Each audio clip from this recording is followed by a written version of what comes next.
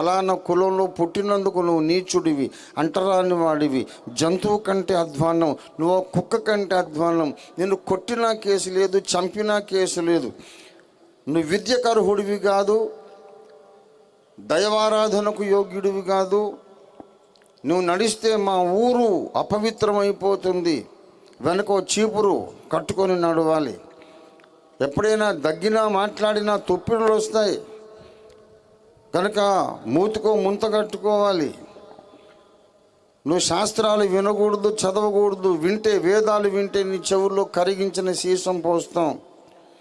ఇలాంటి కఠోరమైనటువంటి ఆంక్షలతో దళితులందరినీ, మాలలు మాదిగలు అన్నటువంటి వారిని, అతిశూద్రులు అన్న వారిని వేల సంవత్సరాలుగా ఈ దేశంలో అణిచివేశారు. రామాయణంలో శంభూక వధ దీనికి చక్కని తార్కాణం. అదే ధర్మ సంస్థాపనమట. అతను మాలమాదిక కూడా కాదు, ఊరు బయట వాడు కూడా కాదు, అయినా సరే వాడి తల నరికేశారు, తపస్సుకు నువ్వు యోగ్యుడు కాదురా అని. ఇదొక నరకం, ఇదొక నరకం. పేరుకు మాత్రం చెబుతారు అరుంధతీదేవి మాదిగ స్త్రీ, వశిష్ఠ మహర్షి భార్య మాదిగ స్త్రీ, ఇంకా కుల వివక్ష ఎక్కడుంది అని. ఒకరిలో ఇద్దరును అలా చూపిస్తారు, విశాల సమాజాన్ని మాత్రం తొక్కివేస్తూ ఉంటారు. ఈ మనువాదులు సృష్టించిన ఈ నరకంలో వేల ఏళ్ళు దళిత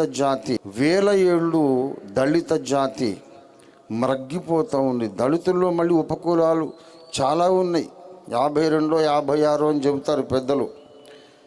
అందరినీ త్రొక్కేస్తూ ఉన్నారు. ఈ నరకము నుండి ఎవరు తప్పిస్తారు? ఇది నా ప్రశ్న. చచ్చిపోయినాక ఉన్న నరకము నుండి అల్లా తప్పిస్తాడో తెలియదు, యేసు తప్పిస్తాడో తెలియదు, రాముడు తప్పిస్తాడో తెలియదు, కానీ ఇప్పుడు బ్రతుకుండగా మనకున్నటువంటి నరకము నుండి ఎవరు తప్పిస్తారు? నేను చెప్తున్నా, ఏ దేవుడు తప్పించడు. 46 ఏళ్ల సుదీర్ఘ సేవకునిగా, పాస్టర్గా, సంఘ కాపరిగా, సువార్థికునిగా 46 ఏళ్ల సేవ చేసిన నేను చెబుతున్నా, ఈ మత వివక్ష అనే నరకము నుండి యేసు ప్రభువు కూడా తప్పించడు.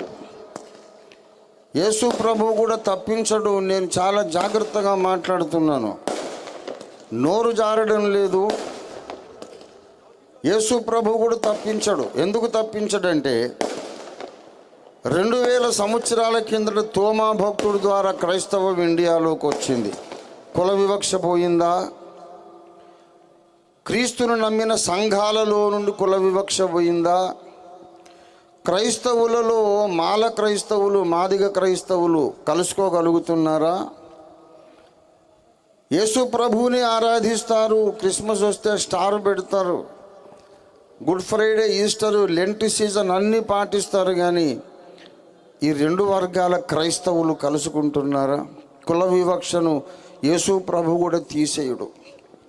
ఈ మనువాద నరకం, కుల వివక్షని నరకం నుండి ఏ దేవుడు తప్పించడు, యేసయ్య కూడా తప్పించడు. మరి ఎవరు తప్పిస్తారంటే ఈ కుల వివక్ష ద్వారా ఏర్పడ్డ ఈ నరకము నుండి, అణిచివేత నుండి మనల్ని తప్పించగలిగిన ఏకైక మహాశక్తి బాబాసాహెబ్ అంబేద్కర్.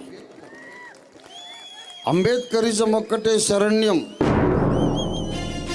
వ్యక్తిగతంగా నేను చెప్పేది ఏంటంటే, మోక్ష సాధన కొరకు మీరు ఏ దేవుణ్ణన్నా నమ్మండి, అభ్యంతరమే లేదు. హిందువులు కండి, ముస్లిములు కండి, క్రైస్తవులు కండి, లేకపోతే అర్ధనాస్తికత్వం బౌద్ధంలోకి వెళ్ళండి, జైనంలోకి వెళ్ళండి, ఏ మతంలోనైనా ఉండండి, ఆఖరికి దేవుడే లేడని చెప్పుకోండి, అది మీ వ్యక్తిగత విషయం. కానీ సామాజిక న్యాయాన్ని కాంక్షించే ప్రతివారు కూడా తప్పనిసరిగా మీరు అంబేద్కర్ రైట్స్ కావాలి. అంబేద్కర్ ఆలోచన విధానం ఒక్కటే ఈ దేశానికి దిక్కు.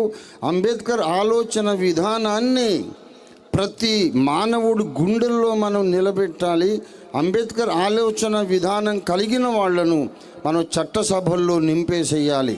ప్రతి రాష్ట్ర శాసనసభలోనూ, పార్లమెంట్లోనూ, అన్ని చట్టసభల్లో అంబేద్కర్ యొక్క శిష్యులు ఉండాలి.